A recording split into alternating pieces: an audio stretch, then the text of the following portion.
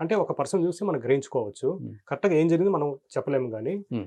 అంటే వాళ్ళ ఫ్యామిలీలో కొన్ని జీన్స్ రన్ అవుతున్నాయి. అది వాళ్ళ ఎన్విరాన్మెంటల్ ఫ్యాక్టర్స్ కావచ్చు. ఎందుకంటే నేను ఇన్నిన ప్రకారం పెద్ద అంబానీకి చిరు పదార్థాలంటే చాలా ఇష్టం. ఓహ్! ఆయన రోల్స్ రాయ్స్‌లో కార్‌లో పోతూ కూడా రోడ్ సైడ్ ఆపి అచ్చా! బజ్జీలు, బోండాలు తర్వాత సాయంత్రం తింటారు చూడండి. అందరూ పేరు కూడా మర్చిపోతున్నాను. స్నాక్స్ మిర్చీలు, మిర్చి బజ్జీలు గప్సులు, అన్ని గప్సు. ఆ! గప్‌షప్‌లు అన్నీ తింటుంటారనమాట. ఓకే. ఆ! సేమ్ అలవాట్లు వాళ్ళ చిల్డ్రన్ కూడా ట్రాన్స్‌మిట్ అవుతాయన్నమాట. అచ్చా! ఎందుకంటే ఆవు చేలో మేస్తే దూడ గట్టున మేస్తుందా? సేమ్ అదే అండి అక్కడే. ఆ! జరిగిందనేది. సో, ఆ అబ్బాయి చిన్నప్పటి నుంచి అంటే మంచి గారాబం వల్ల కావచ్చు, శరీర తత్వం వల్ల కావచ్చు, 2 కలిపి కూడా కావచ్చు. దానివల్ల లావుగా ఉండేవాడు. తర్వాత over a period of time హఠాత్తుగా బరువు తగ్గి కనపడ్డాడు. హ్మ్. ఆ! హఠాత్తుగా బరువు తగ్గంటే రెండు కారణాలు. ఒకటొచ్చి జబ్బు పడ్డాము.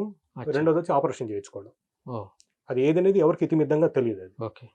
సన్నబడ్డారు. తర్వాత ఆ అబ్బాయిని చాలామంది బాలీవుడ్ స్టార్‌లు పొగిడారనమాట. ఆ! చాలా బాగా వెయిట్ లాస్ అయ్యావు నువ్వు. వెరీ గుడ్ ఇట్లా మెయింటైన్ చెయ్యి అన్నారు. మళ్ళీ 3, 4 ఏళ్ళు మాయమైపోయినారు. తర్వాత కనపడితే మళ్ళీ పూర్వ షేప్‌కొచ్చేసామండి. అంటే పూర్వ స్థితిలో ఎలా ఉన్నాడో ఆ స్టేజ్‌కొచ్చేసారు. ఫర్ ఎగ్జాంపుల్ 130 కేజీలు ఉన్నారనుకోండి. 70 కేజీలు తగ్గిన తర్వాత మళ్ళీ వెయిట్ రీగెయిన్ అవుతారు. అంతే. ఇది టిపికల్‌గా బయాట్రిక్ సర్జరీ తర్వాత జరుగుతుందనమాట. హ్మ్. అంటే బయాట్రిక్ సర్జరీ అనేది ఒకటే సర్జరీ కాదు. దాంట్లో రకరకాలు ఉన్నాయన్నమాట. కానీ ఓకే. మెయిన్ ప్రాబ్లమ్ ఏందంటే బయాట్రిక్ సర్జరీ అనేది వెయిట్ రిడక్షన్ కోసం చేస్తారనమాట. హ్మ్. వాళ్ళు దాదాపు 30-40% వెయిట్ తగ్గుతారు. హ్మ్. మొదటి 3 ఏళ్లలో. హుహు. చాలామంది హ్యాపీగా ఉంటారు. వాళ్ళు హ్యాపీగా ఉంటారు. వాళ్ళ పేరెంట్స్ హ్యాపీగా ఉంటారు. కానీ అసలు కథ తర్వాత స్టార్ట్ అవుతుంది. హుహు. ఎందుకంటే మన బాడీ అడాప్ట్ అవుతూ ఉంటుంది.